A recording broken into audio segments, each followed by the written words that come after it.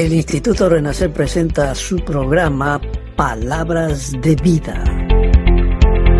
A continuación, el pastor Walter Delgado.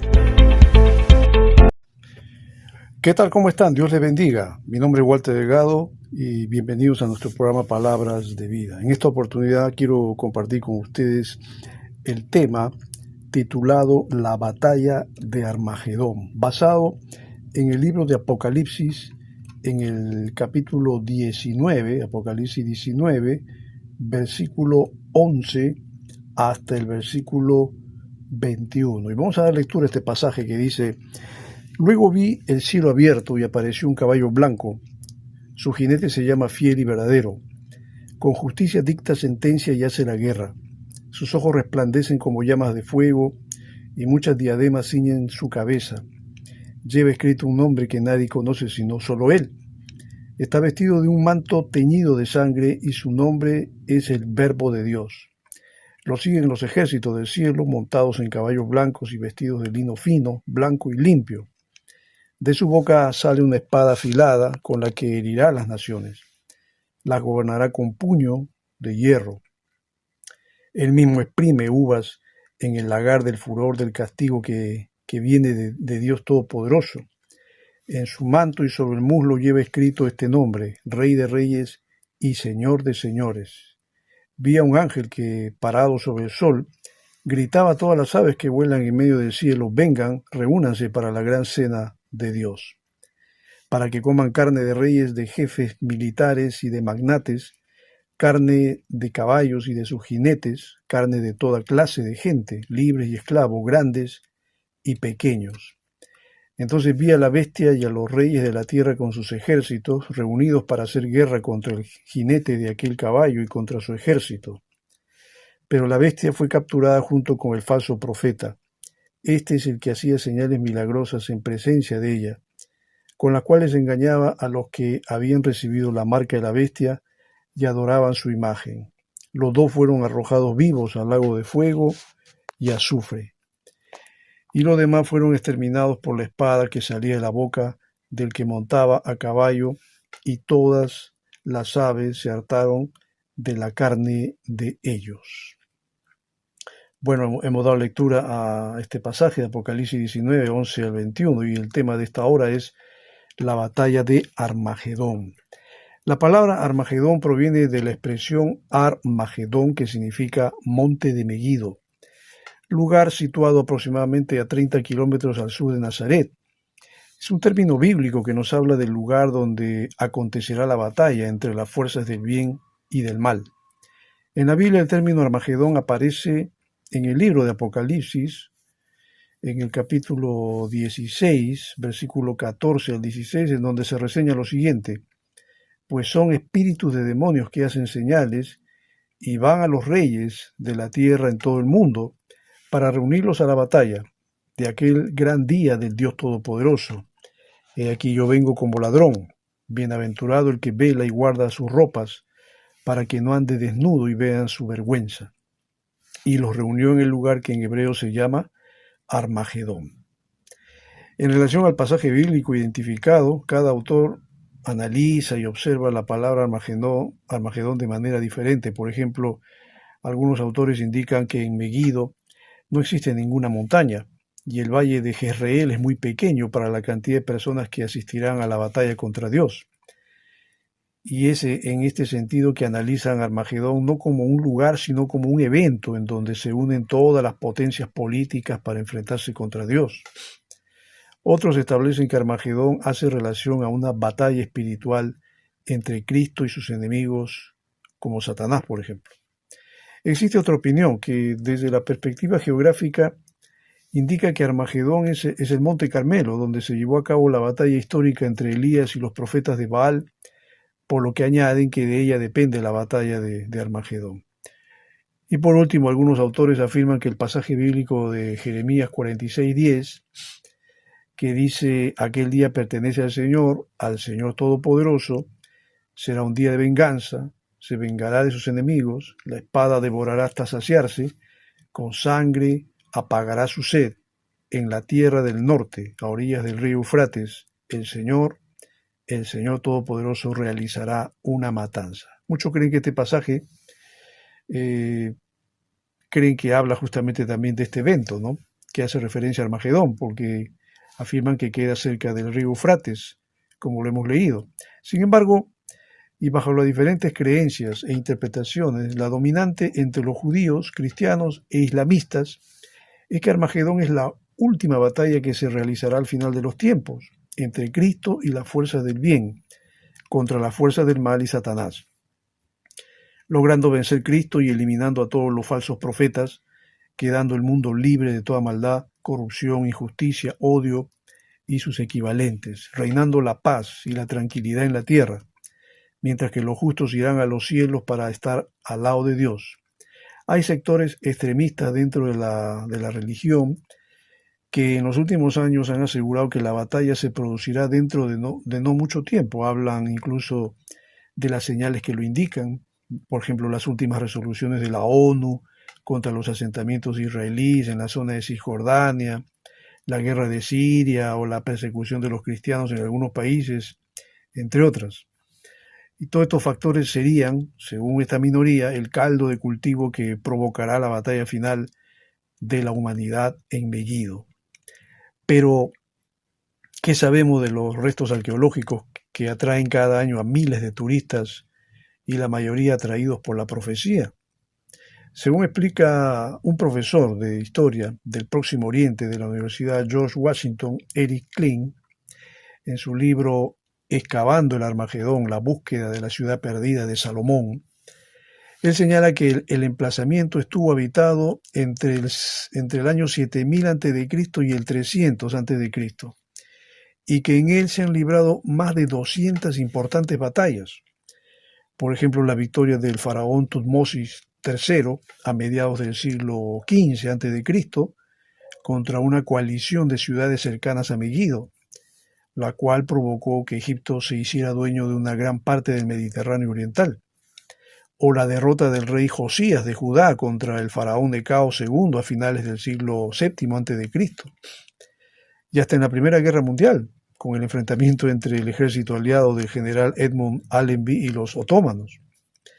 Megiddo, sin embargo, se menciona una docena de veces en la Biblia hebrea, así como en otros muchos textos de la antigüedad, pero es especialmente conocido en el Nuevo Testamento como el escenario de la gran batalla, como dijimos, entre las fuerzas del bien y las fuerzas del mal.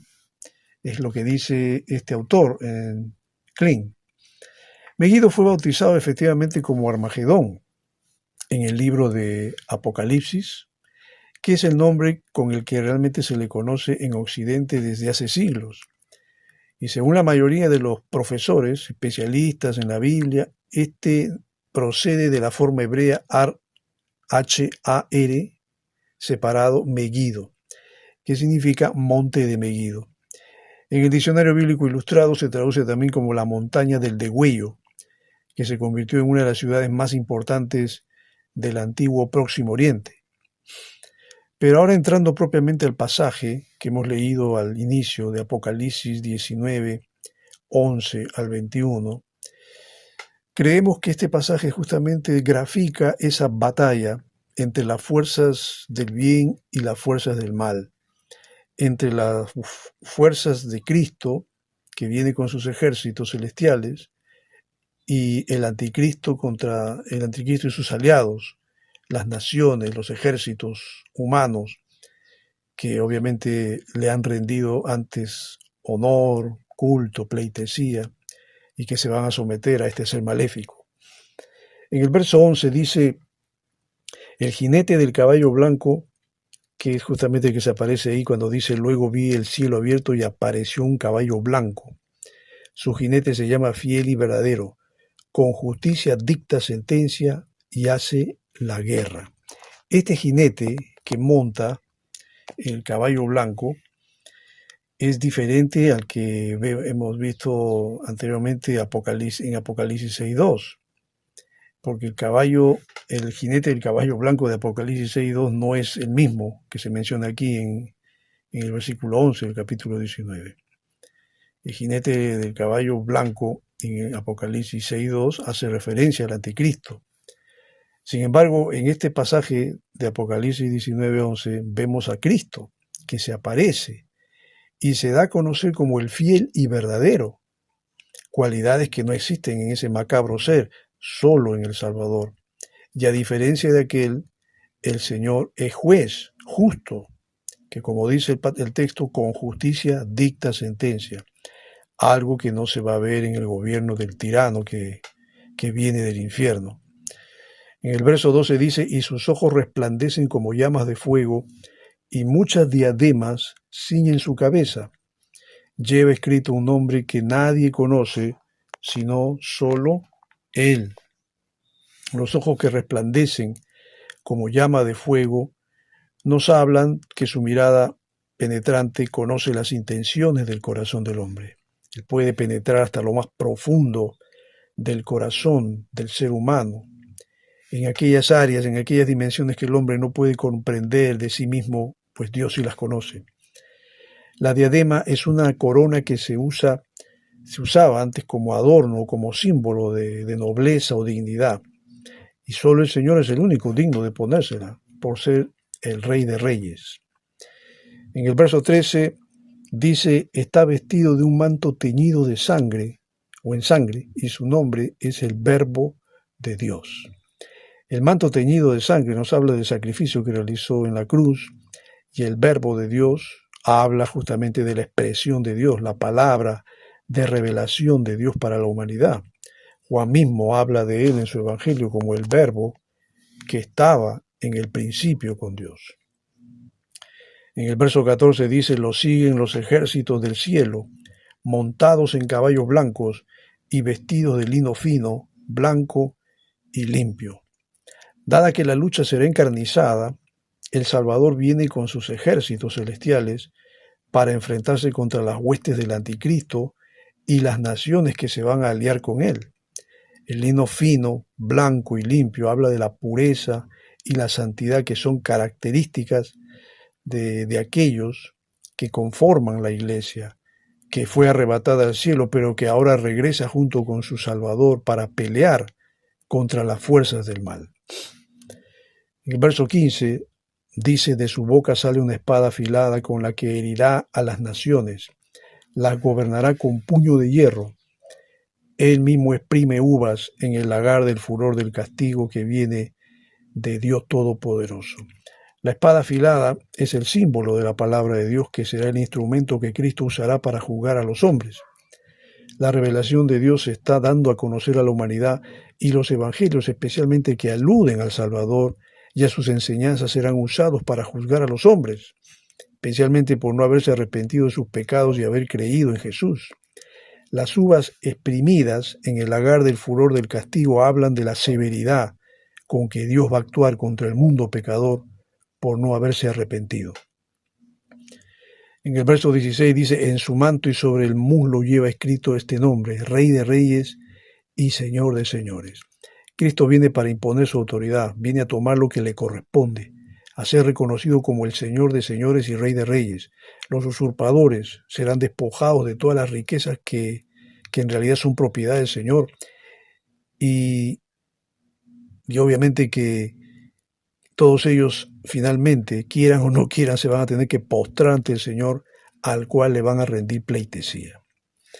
En el verso 17 y 18 dice, y vi a un ángel que parado sobre el sol gritaba a todas las aves que vuelan en medio del cielo, vengan, reúnanse para la gran cena de Dios, para que coman carne de reyes y de jefes militares y de magnates, carne de caballos y de sus jinetes, carne de toda clase de gente, libres y esclavos, grandes y pequeños. Dada la magnitud de la matanza que originará Armagedón, el ángel hace un llamado a las aves para que devoren a todos los muertos que caerán ante las fuerzas del bien. Es la gran cena de Dios para las aves. Todos los poderosos, reyes, jefes militares y magnates, sucumbirán ante el poder del Mesías. Es el fin de aquellos que ahora dominan el mundo y lo manipulan a su antojo. Pero cuando dice toda clase de gente, también hace mención a toda persona. No interesa la condición, clase o raza. Si no creyó en Jesús como su Salvador, pues también será sancionada, será afectada. Verso 19 dice: entonces vi a la bestia y a los reyes de la tierra con sus ejércitos, reunidos para hacer guerra contra el jinete de aquel caballo y contra su ejército. Aquí vemos al anticristo y a sus huestes conformadas por los hombres pecadores que le rinden a él su lealtad y adoración, dispuestos para pelear contra Jesús. Pues ninguno de ellos sabe lo que le espera, porque la victoria está asegurada para el Mesías. Aunque sabemos que anticipadamente Juan, a través de su libro, nos da a conocer que triunfará el Señor, los hombres, para ese tiempo, el tiempo del gobierno del anticristo, estarán tan enceguecidos, tan ofuscados, que no lo van a creer y de todos modos pelearán para ser finalmente derrotados. Y podemos leer finalmente los versículos 20 al 21 que dice: pero la bestia fue capturada junto con el falso profeta. Este es el que hacía señales milagrosas en presencia de ella, con las cuales engañaba a los que habían recibido la marca de la bestia y adoraban su imagen. Los dos fueron arrojados vivos al lago de fuego y azufre. Los demás fueron exterminados por la espada que salía de la boca del que montaba a caballo, y todas las aves se hartaron de la carne de ellos. Los primeros en ser derrotados y atrapados serán el anticristo y el falso profeta, que han sido los principales promotores del gobierno cruel y nefasto que impondrán al mundo por 7 años, la última semana de las 70 semanas de que habla Daniel, y serán lanzados vivos al lago de fuego, del cual nunca más saldrán. Y todos los demás, los ejércitos, serán exterminados con la espada que sale de la boca del jinete del caballo blanco. La matanza será tan cruenta y despiadada que la cantidad de muertos hartarán a las aves que descenderán para alimentarse. El juez viene a establecer justicia, y así pondrá fin a toda una era dominada por el diablo, que influenció poderosamente en la mente y la conducta de los hombres pecadores para ejercer su dominio. El príncipe de las tinieblas luego será atado por un ángel y encerrado en el abismo por 1000 años, como narra precisamente Apocalipsis 20 del 1 al 3. Mi querido amigo, seguramente al escuchar esto tú pensarás que probablemente esto es fantasía, es una quimera, es una invención de los hombres. No, déjame decirte que esto es la revelación de Jesucristo que dio a través de Juan para la iglesia. Cristo se fue al cielo y está a la diestra de Dios Padre Todopoderoso, pero Él va a venir, como ya lo mencionamos, y viene junto con su iglesia, viene con sus ejércitos celestiales para pelear contra ese tirano terrible que se va a manifestar algún día, que se llama el anticristo y que va a dominar a aquellos que precisamente no creen en Dios.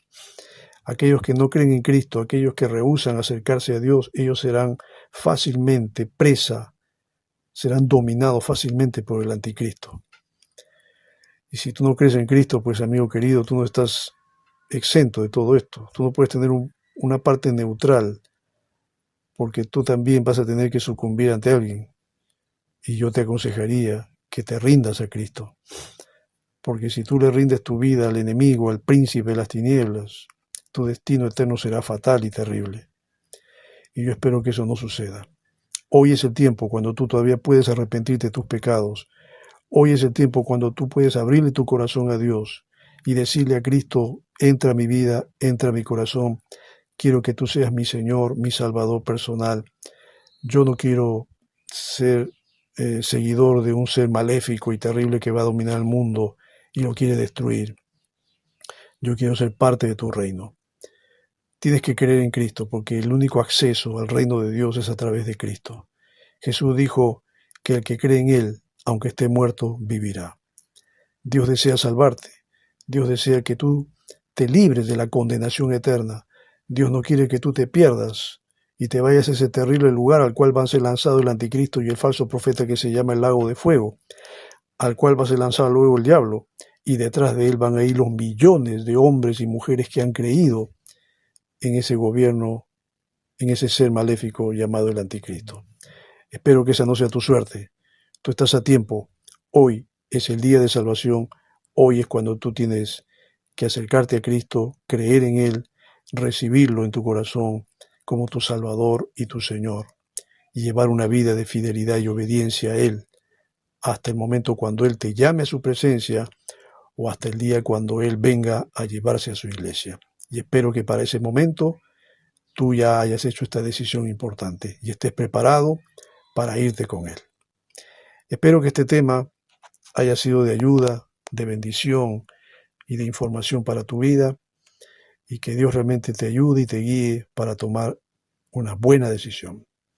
Mi nombre es Walter Delgado y estamos en contacto en una próxima oportunidad.